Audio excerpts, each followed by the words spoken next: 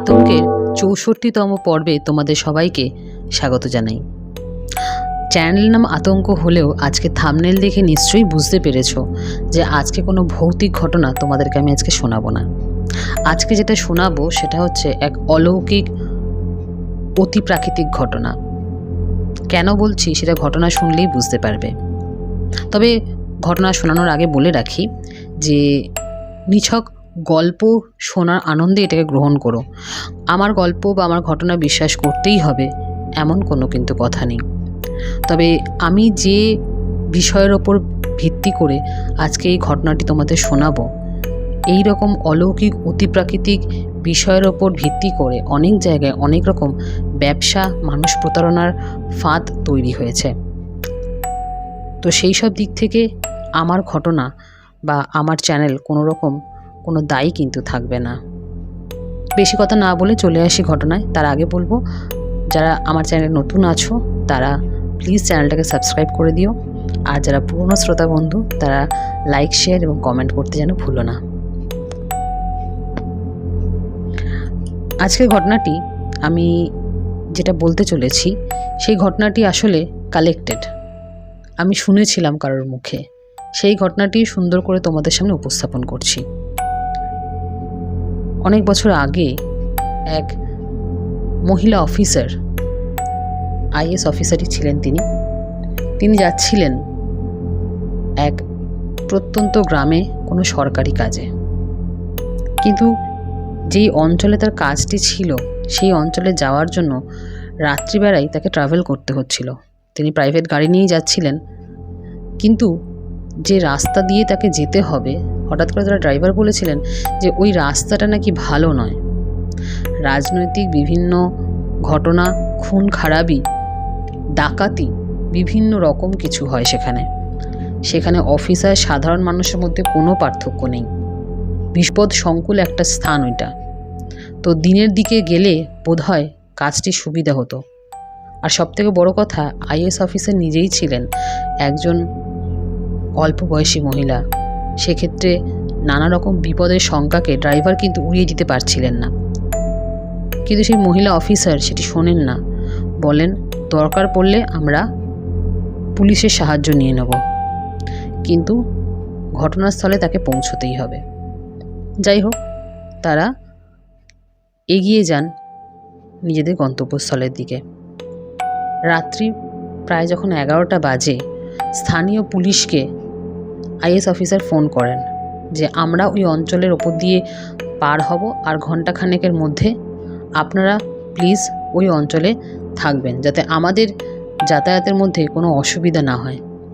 তো পুলিশও বলেন যে ঠিক আছে, কোনো অসুবিধা নেই, আমরা যথাস্থানে পৌঁছে যাব এবং আপনাদের দরকার পড়লে কার্যস্থলে পৌঁছে দিতে আমরা সাহায্য করব।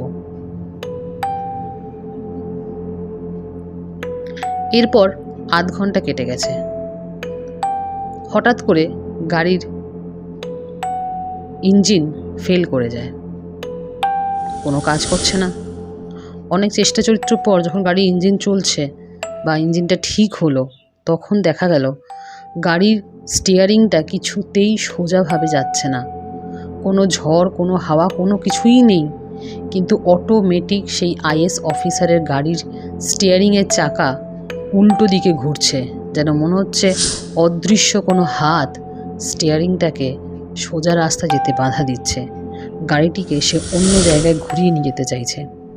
ড্রাইভার যেভাবেই চেষ্টা করুক, ওই অদৃশ্য শক্তির সাথে সে কিছুতেই পেরে উঠছে না। গাড়ি হাতের বিরুদ্ধে গিয়ে ড্রাইভার কিছুতেই গাড়িটিকে সামনের দিকে এগিয়ে নিয়ে যেতে পারছে না। আইএস অফিসার এবং তার সঙ্গে 2-3 জন যারা ছিলেন অবাক হয়ে গেছিলেন এই রকম একটি দৃশ্য দেখে। শেষে আইএস অফিসার বলেন যে ঠিক আছে, ওই গাড়িটি যেদিকে টার্ন করতে চাইছে তুমি সেদিকেই চলো, নিশ্চয়ই এর মধ্যে কোনো অলৌকিক ব্যাপার আছে, তুমি সেদিকেই চলো, গাড়ি সেদিকেই যাবে, এই গাড়ি সামনের দিকে এগোবে না। অটোমেটিক যখনই গাড়ির স্টিয়ারিংয়ের মতন করে ড্রাইভার সেদিকে গাড়ি ঘুরিয়ে দিল, গাড়ি না জানি কেন কীভাবে কোন পরিস্থিতিতে সেইভাবে আস্তে আস্তে ড্রাইভার শুধু গাড়ির স্টিয়ারিংটিকে ধরে আছে, ড্রাইভার বারবার বলছে, ম্যাডাম গাড়ি কিন্তু আমি চালাচ্ছি না মনে হচ্ছে, আমি শুধু স্টিয়ারিং ধরে আছি, গাড়ি বোধহয় অন্য কেউ চালাচ্ছে। তাদের মনে একদিকে ভয়, একদিকে শঙ্কা যে এই কেমন অতি প্রাকৃতিক ঘটনা, এই ঘটনা কিভাবে ঘটতে পারে। ড্রাইভার বারবার বলছে, ম্যাডাম জি আমি কিন্তু গাড়ি চালাচ্ছি না, আমার খুব ভয় করছে। অফিসার তাকে বলেন, ভয় পাওয়ার কিছু নেই, আমরা সবাই আছি, কোনো খারাপ কিছু হবে বলে আমার মনে হয় না। এমন ঘটনা ঘটার কিছুক্ষণের মধ্যেই গাড়িটি একটা অজানা স্থানে এসে পড়ে এবং সেখানে ছিল এক বিশাল বড় মন্দির। ফাঁকা, নির্জন, অত রাতে কোনো মন্দির সাধারণত খোলা থাকে না। ওদের গাড়ি যখন ঠিক ওই মন্দিরের সামনে এসে থেমে গেল, ওনারা দেখলেন এক সন্ন্যাসিনী বা সাধিকা জাতীয় এক মহিলা ওই মন্দিরের সিঁড়ি থেকে নেমে আসছেন। ওনারা ঠিক করলেন মন্দিরের কাছে যখন এসছি এখানেই কিছুক্ষণ ওয়েট করি, দেখা যাক কি হয়। এবং যেই ওনারা গাড়ি থেকে নেমেছেন, ওই মহিলা সেই অফিসারের কাছে এসে বলেন, ভয় পাস না, গাড়িটা যখন এদিকে ঘুরিয়েই নিয়ে এসেছে তখন নিশ্চয়ই কোনো কারণ আছে, তোরা ভিতরে গিয়ে অপেক্ষা কর।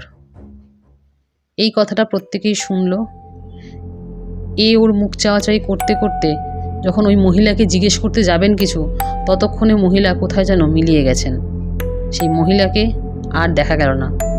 তারা ভাবলেন হয়তো অন্ধকারে কোথাও চলে গেছেন, এনারা দেখতে পাননি। এরপর ওনারা সেই মন্দিরে গিয়ে অপেক্ষা করেন এবং পুলিশের থানায় ফোন করতে পুলিশে জিজ্ঞেস করে যে ম্যাডাম আপনারা এখন কোথায় আছেন।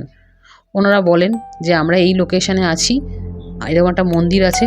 হঠাৎ করে তখন পুলিশ বলেন যে খুব ভালো হয়েছে ম্যাডাম যে আপনারা ওখানে পৌঁছে গেছেন, ওখানেই থাকুন, আজকে এদিকে আসার চেষ্টা করবেন না, একটা মারাত্মক দুর্ঘটনা রাস্তায় ঘটে গেছে, আপনারা এদিকে আসেননি জেনে আমরাও স্বস্তি পেলাম, আপনারা ওখানেই থাকুন, কাল সকালে আমরা আপনাদেরকে ওখান থেকে নিয়ে আসব। এই ঘটনা শুনে সবাই অবাক যে সেই বিপদ থেকে বাঁচাতেই কি কোনো অদৃশ্য হাত তাদের গাড়িটাকে ঘুরিয়ে দিয়েছিল। এর পরের দিন সকালবেলা ওনারা বেশ কিছুক্ষণ মন্দিরে থেকে যাওয়ার সিদ্ধান্ত নেন এবং আশেপাশে মন্দিরের আশপাশে দোকান যেগুলো খুব সকালবেলা খোলে, ওই সাধিকা বা সন্ন্যাসীর কথা তারা সবাইকে জিজ্ঞেস করে, কিন্তু কেউ ওনার কোনো রকম পরিচয় কিছুই দিতে পারেনি। প্রত্যেকেই বলেছে এরকম কাউকে ওনারা কখনো মন্দিরে দেখেননি বা কাউকে চেনেন না। এবং সবথেকে বড় ব্যাপার, গাড়িটা যে ঘুরিয়ে আনা হয়েছিল সেই মন্দিরে, সেই সাধিকাই বা কীভাবে জেনেছিল তার উত্তর কারোর কাছে নেই। তো সেই আইএএস অফিসার, তার সঙ্গে যারা ছিলেন এবং সেই ড্রাইভার, এদের কাছে এটি একটি রোমহর্ষক অভিজ্ঞতা এবং তারা প্রত্যেকেই মনে করেন কোনো অলৌকিক শক্তি, কোনো দেবী শক্তি হয়তো তাদেরকে সেদিনকে রাত্রেবেলা রক্ষা করেছিলেন। কারণ এইভাবে কখনো অদৃশ্যভাবে কেউ তাদের প্রাণ বাঁচায়নি এবং সমস্তটাই অলৌকিক ব্যাপার। গাড়ি থেমে যাওয়া, গাড়ি ঘুরিয়ে নিয়ে আসা এবং সাধিকা যিনি সিঁড়ি থেকে নেমে আসছেন তার পক্ষে জানাটা কখনোই সম্ভব ছিল না যে গাড়িটা ঘুরিয়ে তাদেরকে বাঁচানোর জন্য আনা হয়েছে। তো এই ছিল আজকে ঘটনাটি কেমন লাগলো জানাতে ভুলো না। আবার নতুন কোনো ঘটনা নিয়ে খুব শিগগির তোমাদের কাছে ফিরে আসবো। ততদিন ভালো থেকো, সুস্থ থেকো, আতঙ্ককে সঙ্গে রেখো। আজ চলি, টাটা।